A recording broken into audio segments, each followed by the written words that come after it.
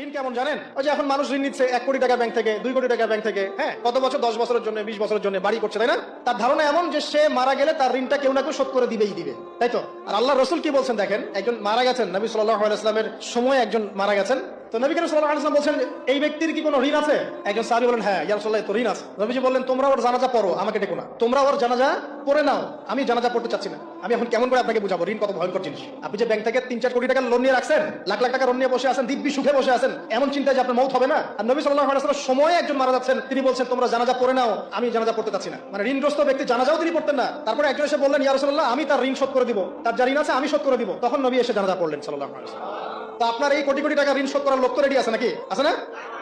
সমস্যা নেই, আপনার জানাজা পড়া হবে, আপনার মিলাদও হবে, আপনার একটা বড়সড় দোয়াও হবে ইনশাআল্লাহ। কিন্তু আল্লাহ পাক বলেছেন, শহীদ, আল্লাহর পথে যুদ্ধ করে শহীদ হয়েছে, এই ব্যক্তির আত্মাও ঝুলে থাকে যতক্ষণ পর্যন্ত না তার ঋণটা শোধ করা হয়। এবার বলেন আমি কি বুঝাবো আপনাকে? কিছু বলতে হবে?